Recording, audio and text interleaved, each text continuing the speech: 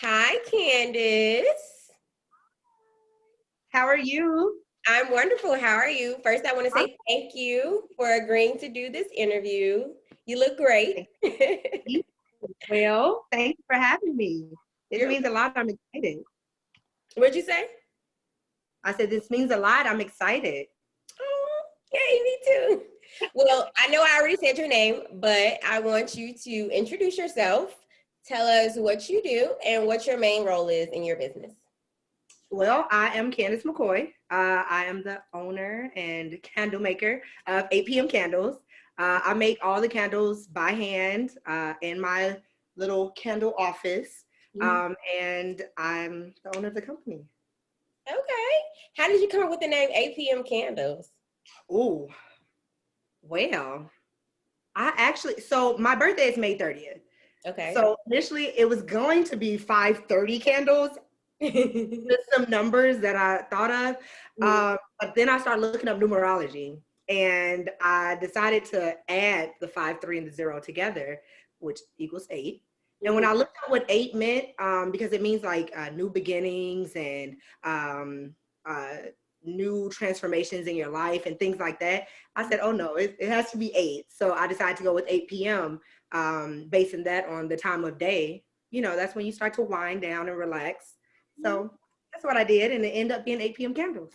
Awesome. Mind you guys, I love 8 p.m. candles. They're my favorite. What motivated you to start your own business?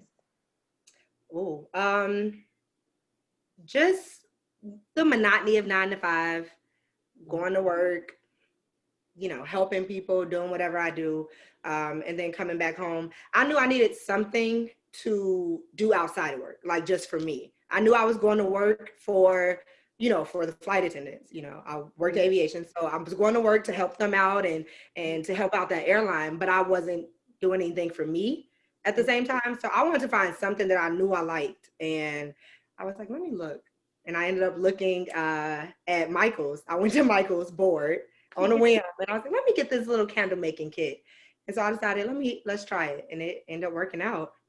Yeah. Good for you. How did you find like your niche? Like, what's your target market? So I actually have been in the process of figuring that out throughout this entire time that we've been, under the stay-at-home order. Now, which I'm excited because October I'll be launching the full brand, or the new rebrand of 8 p.m. And basically, our target is going to be self-care. 8 p.m. is now not only just a random time of day where you wind down. Every single day at 8 p.m., you need to take a little bit of time for yourself, even if it's like a minute or 10 minutes or an hour or 3 hours, whatever it is. Take the time and just relax and do something just for you, not for nobody. Don't cook dinner for the whole house at 8 p.m. Don't go to the grocery store. Like, do something, do some sort of self-care for you. So that's my niche now, as we go into this rebranding phase, and it's gonna be good. It's How gonna did be you good. come up with that? Like, what made you decide that this is my target market? Like, how did you narrow down your niche? Ooh, life. Good. So That's good. yeah, so just figuring out, I mean, the current state of everything right now is crazy. And so look, Figure so it out. the one thing that I know that we can control is keeping ourselves happy, because you're outside and you're doing so many different things for everybody else. Mhm. So the only thing that we can control is making sure that we're good. So I looked at what everybody was going through right now, and tried to find something that I knew I needed. So I said, I know a lot of people need, this time to wind down and relax. Just for us, we all need that little bit of time, even if it's a minute or two. Like, we need that little bit of time. So yeah. I love it. Self-care is huge for me. It's really important.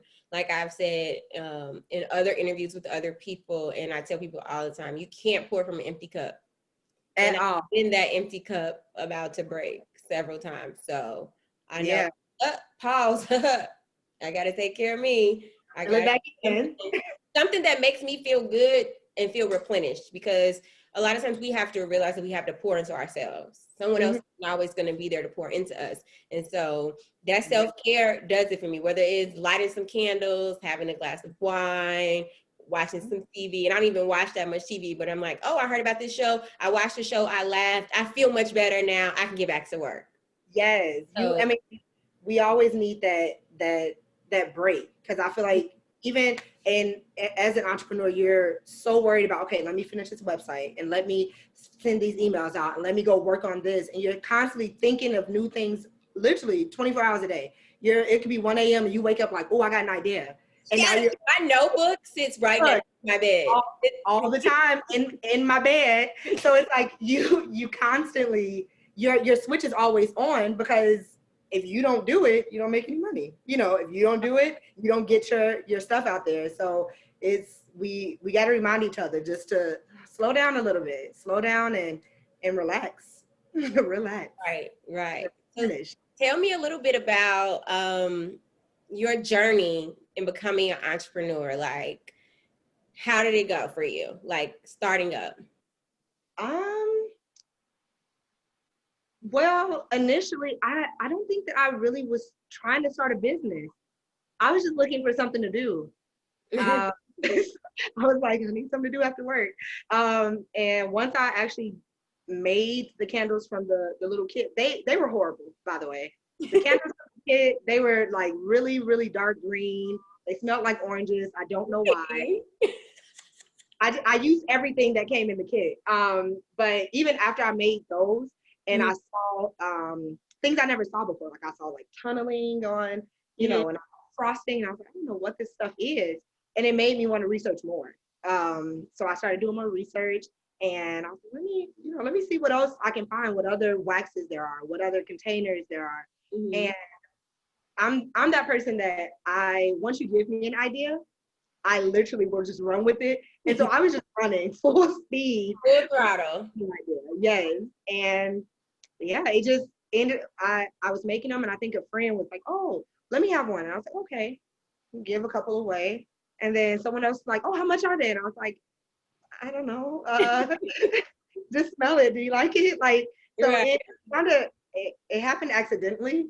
And then I just kind of ran with it. So that's so funny, because I feel like most people at the beginning of their entrepreneurship process or like journey, they give so much stuff away for free, because it's like, I want to know if people like it first, if this is beneficial, like, I'm scared, but if you're going to pay for it, yes. Like, and then you get to a point where it's like, no, I know that my work is quality. So yeah, it's going to need to be an even exchange here. Exactly. I need this. This is my time. And my yeah. What was the most difficult part of the process for you? Ooh, the most difficult part. I would say content. So marketing. For me, yes, marketing. And I say that because while I'm creative mentally, getting all of my thoughts out onto paper or onto the screen and making them look like I want them to look has been insane.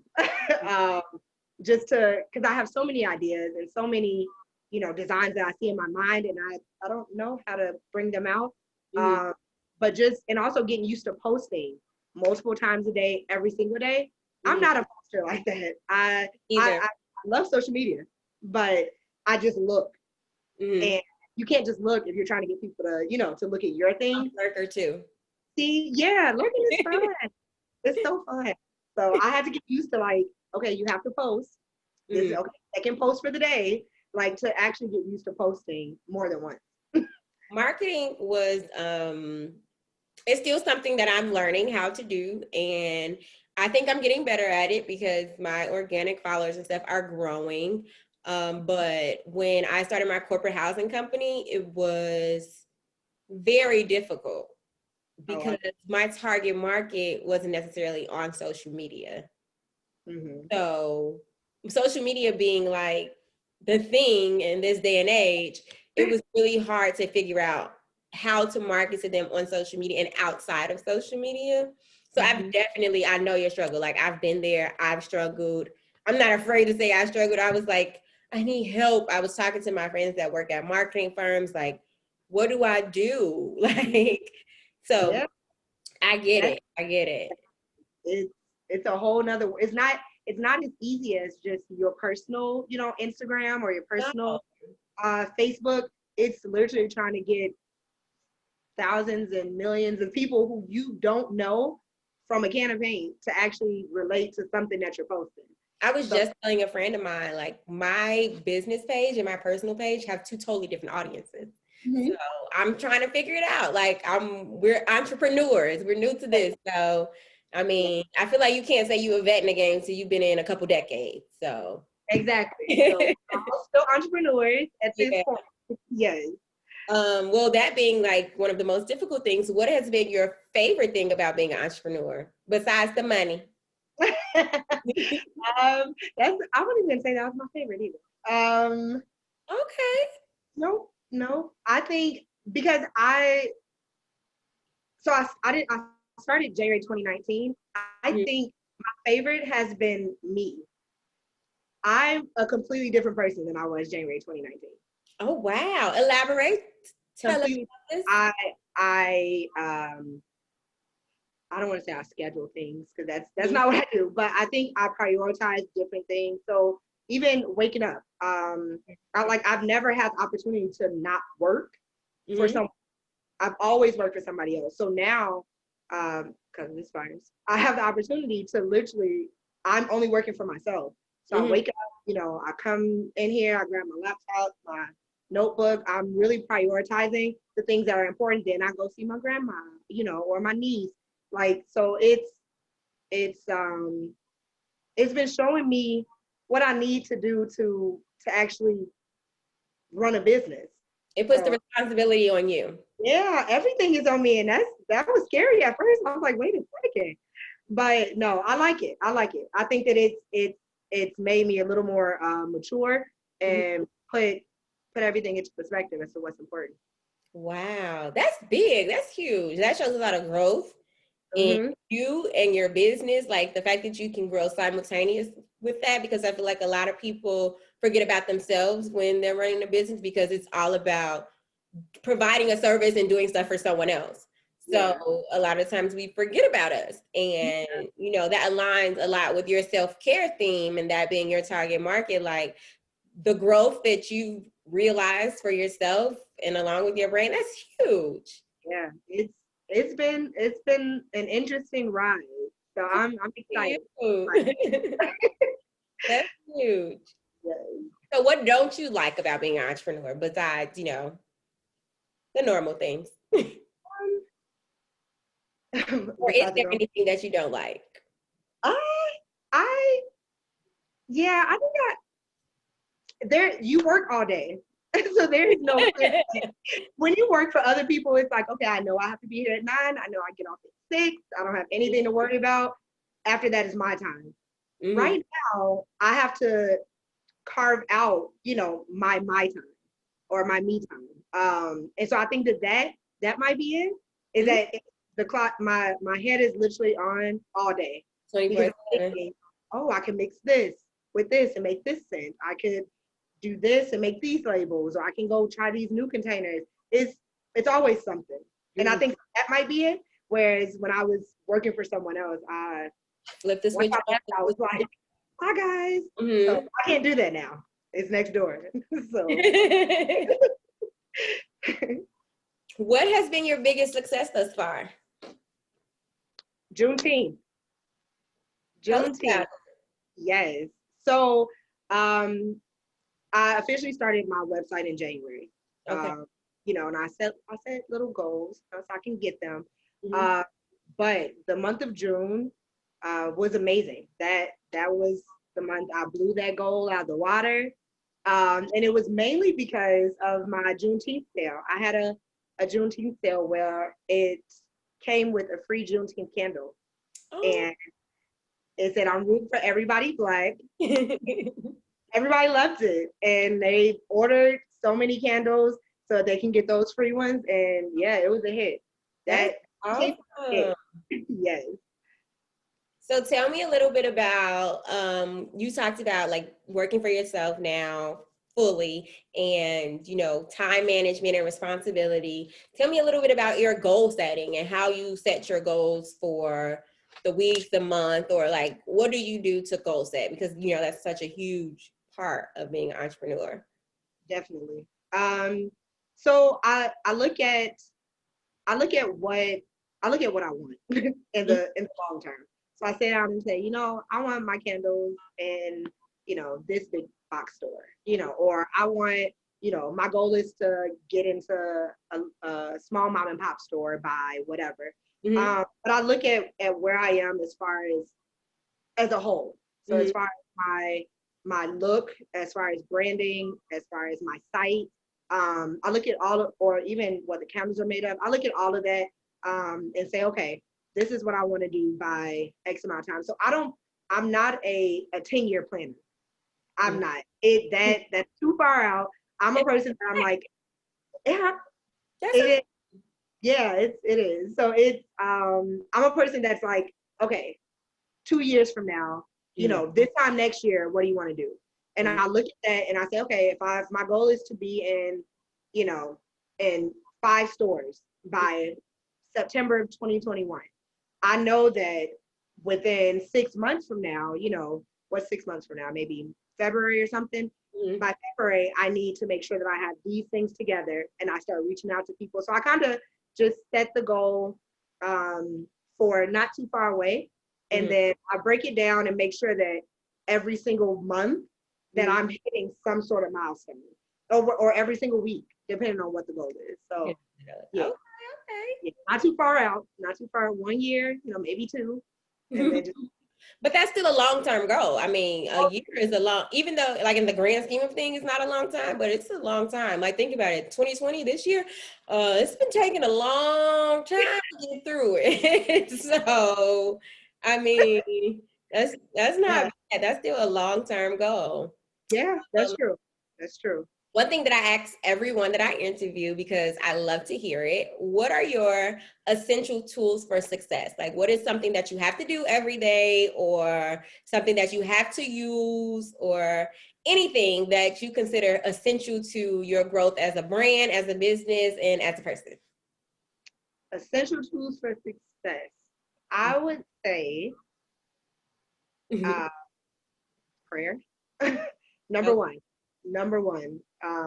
Or actually, maybe not. Well, yeah, prayer, faith.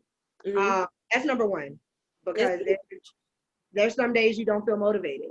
You don't want to get up and do anything. You don't want to ship out any orders. You get 10 orders right there, and it's like I'm not feeling it. So that faith is Wake important. up and come back tomorrow. Like you can't just try it again. So Yeah. that's number one, and then I mean, God has to be center of everything. 100%. I Mhm. mean, your life, your business, your relationships, all of that. It has to come first. So that's number one. And then content. Okay. Content is number two. You can't attract people if they don't see what you're doing. Right. So I am learning that. I'm learning that I have to constantly post and constantly put APM out there to make sure that people actually know that there is a kind of brand, you know, made by a Black woman that's focused on self-care. Mm-hmm. I have to continuously do that. So I think And those are my ATM main is two. here for you. Always. Always, no matter the time of day. Do you have a mentor or a business coach? I do. I do. So her name is Kamitra Lilly. She's the Okay. owner of Lily's Closet. And Okay. I joined her mentorship program a couple months ago. And when I I was tell you, in the closet. the clothes are so cute. So cute. That's actually the reason why I followed her. Maybe 2013, 2014. I Mm-hmm. started following her because I was like, these are cute shoes. And then she brought out clothes, and I've watched her business grow over the years when I wasn't even thinking about entrepreneurship. And once she opened up the mentorship program, I was like, it's a given. I have to do it. So I've learned so much in such a short amount of time. So yeah, Lily's It's Closet is bomb, y'all. good. What'd you say? I said Lily's Closet is bomb.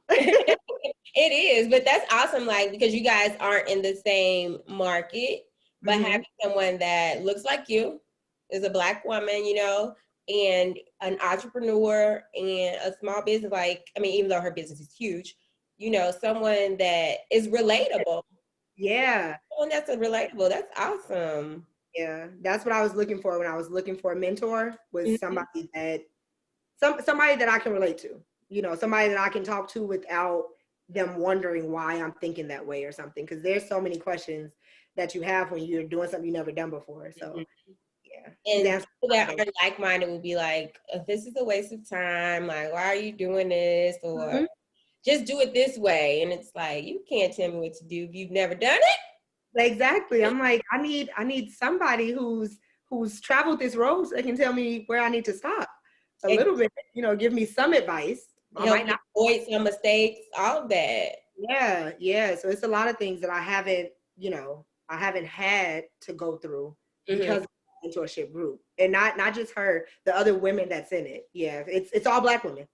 So it's Go a Black women. I'm rooting for everybody Black, especially Black always, women. always. Because I am a Black woman, we have to be there for each other, stick together, hold each other accountable. Like, Hmm. it's Yeah. We have to inspire each other. Like, exactly. yeah, that's the goal. You inspire me. Like, I don't think I would have started a business because knowing you, we were kids and you started businesses, and Oh, I'm like, don't make me cry on here. don't cry. But it's the truth though, because if you don't see anybody in that looks like you that's doing things outside of the norm, you don't think that it's possible. But no, you was out there with your royal landscapes and the rest of your business. Listen, you were doing it. I'm baby. thankful. Oh my goodness. I have the magnet. I still have the magnet. Oh my goodness. That's so funny. I still have it. It's on my fridge. My goodness. I'm so honored, like, and so grateful for your continued support throughout the years with my business ventures, and like just being a supportive person, not even knowing that I was someone that inspires you. Like, that is, I'm just expressing my sincerest gratitude to you right now. That means so much to me. Like, I'm legit over here holding back tears. I promise I won't cry. I promise. I'm getting a little softer the older I get, a little bit more emotional. But I promise I'm holding it in. I'm Oh holding my it goodness. in. Better not. So you, as someone who's been an entrepreneur for almost 2 years now, yay! Almost. What advice do you have for other entrepreneurs? Do it. Okay. Let's just do it. Ain't nothing to it but to do That's it. it. Just put it out there. I mean, because you can't. Don't worry about what other people are saying. And sometimes it's hard to not have the support of your family or your closest friends, because you tell them, oh, I want to start I don't know, I want to sell lashes or whatever. You tell them that and they're like, oh, well, everybody does that. Everybody's doing that. Yeah, you can't listen because those are people I've noticed over the years in my businesses, my close friends and stuff and my family, they support me, but not like a stranger. I'm not gonna lie to you, and I'm not gonna lie to the people watching this interview. Nobody supports you more than a stranger that believes in you and believes in your brand. No one. Yes. Yes. Some of the most on my site, when I like look up the analytics and all of that, the people who have the most sales are strangers. Like, Yep. they're constantly coming back and buying. They're complete strangers. Never met them a day in my life, but I'm thankful for them. So it's you got to just go out and do it and not think too hard about what everybody else is saying, because those might not be your customers. They're not interested. They're just not your customers. There's Right. a out here for all of us, and everybody that I know can sell candles, and I'm still gonna sell these things because I love it, and I know that they can't sell my candles. So Exactly. yeah, They're not APM candles. not I don't might be believe PM or it. something. So before we go, leave us with a word about APM. Tell us something. What do you want the people to know? So I just want everybody to know that APM is for everybody. Okay. APM is for you. It's for taking that little bit of time to sit down and relax and get away from the day's craziness and just take that time just to replenish you a little bit, pour a little bit more into you. Mhm. Because that's really what's important right now, given the time that we're in with everything that's going on. It's so important to make sure that you take care of yourself. So take care of yourselves, guys, and light these 8 p.m. candles to help you.